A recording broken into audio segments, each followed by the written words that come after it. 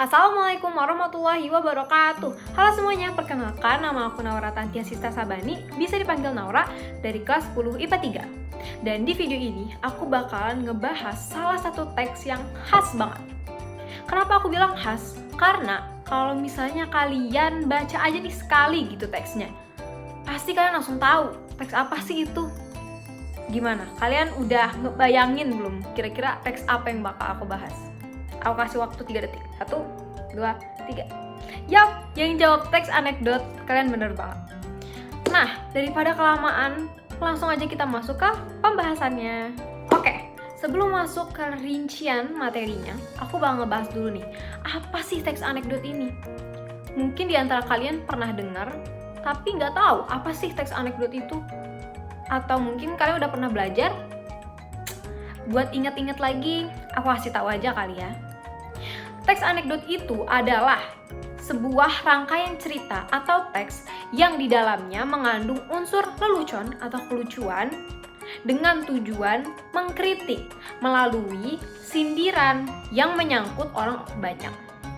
Nah, tujuan dari teks ini bisa jadi mengkritik suatu kelompok orang penting ataupun bisa merujuk kepada permasalahan yang ada di masyarakat. Teks anekdot ini bisa saja berupa kisah nyata, fiktif, ataupun gabungan dari keduanya. Biar ada gambaran nih, aku bakal ngasih tahu ke kalian struktur dan contoh teksnya. Nah, ini adalah contoh teks anekdot. Dan di dalam teks anekdot ini ada beberapa struktur. Yang pertama adalah abstrak atau gambaran besar. Nah, di paragraf itu adalah salah satu contoh bagian abstrak. Jadi abstrak ini menggambarkan sebenarnya ini ceritanya mau kayak gimana sih? Gambaran besar dari cerita ini tuh apa sih gitu.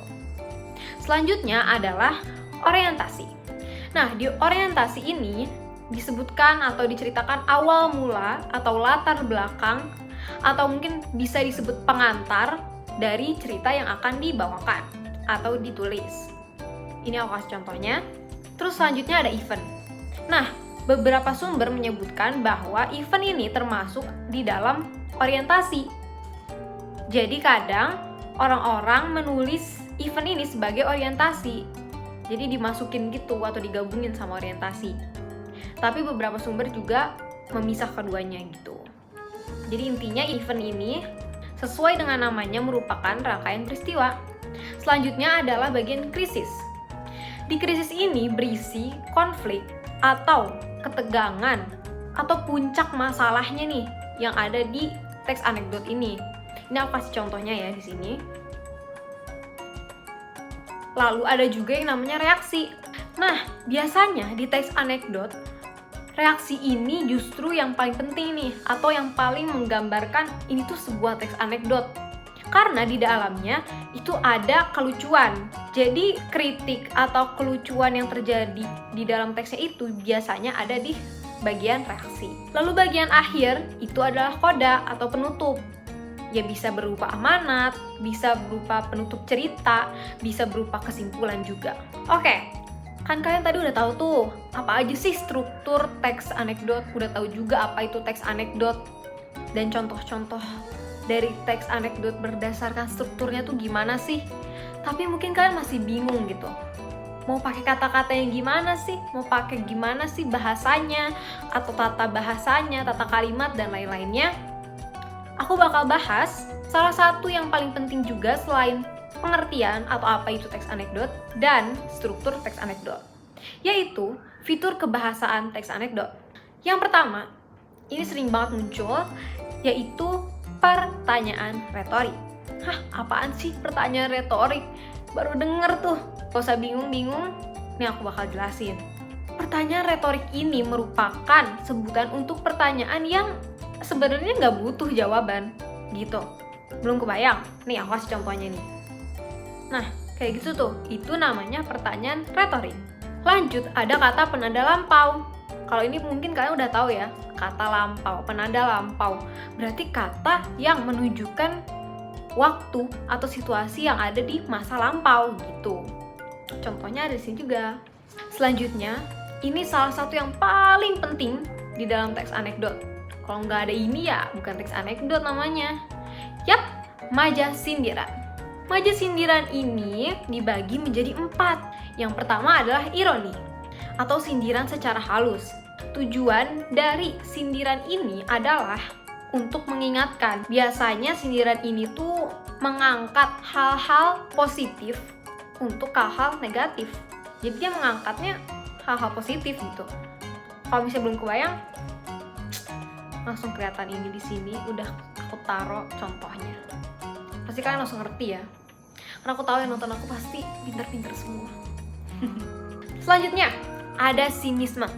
Udah pernah denger paling ya, sinis. Duh, siapa tuh sinis banget? Enggak, bukan gitu.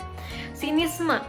Sindiran yang satu ini biasanya dipakai oleh orang yang gak suka nih sama seseorang atau sama sesuatu, tapi gak disampaikan secara langsung.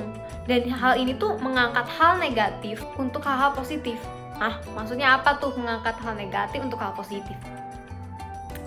Oke, aku tahu kalian rasanya gimana. Terus kalian bingung, gak apa-apa, aku taruh contoh di sini. Langsung kebayangkan gimana maksudnya? Ya, kayak gitu. Yang ketiga adalah sarkasme. Nah, ini tuh kalau misalnya dipakai derajat gitu ya, atau kasta, dia tuh paling tinggi. Karena dia tuh sarkas, dia tuh kasar gitu, langsung gitu. Mau tahu contohnya? Mau kan? Ini nih aku kasih contohnya. Yang terakhir adalah satir. Satir atau kiasan. Nah, jadi sindirannya itu berupa kiasan dengan tujuan mengolok-olok atau menertawakan ya, tapi ya bagusan gitu, pakai kiasan biar kelihatan keren kali ya. Oke, jadi itulah 4 maja sindiran. Selanjutnya ada juga yang namanya kalimat langsung. Jadi kalau misalnya di teks anekdot gak ada kalimat langsung, masa cerita semua gitu kan, harus ada dialognya kan antara si tokoh-tokohnya ini biar greget gitu. Dan lanjut, ada juga verba material. Ini aku kasih contohnya di sini ya. Ada juga kalimat imperatif yang biasanya ada di cerita tertentu dengan koda, amanat, atau ada di cerita tentang kerajaan gitu. Dan yang terakhir adalah kalimat seru atau kalimat berita. Biasanya kalimat seru ini bisa berupa perintah ataupun interjeksi. Nah, interjeksi ini adalah kata-kata yang nggak ada di kamus. Contohnya kayak wah, atau kalian bisa lihat contohnya di sini. Dan ya, pembahasan kita tentang teks anekdot udah selesai. Semoga pembahasan yang tadi aku kasih ke kalian bisa bermanfaat dan bisa mudah dipahami. Dan aku juga berharap informasi yang aku sampaikan itu benar. Kalau misalnya ada saran ataupun kritik bisa langsung di komen aja. Jangan salahin aku ya, salahin guru aku kalau misalnya salah. Enggak, bercanda. Maaf Pak. Semoga kalian sehat terus. Ya, terima kasih. Wassalamualaikum warahmatullahi wabarakatuh.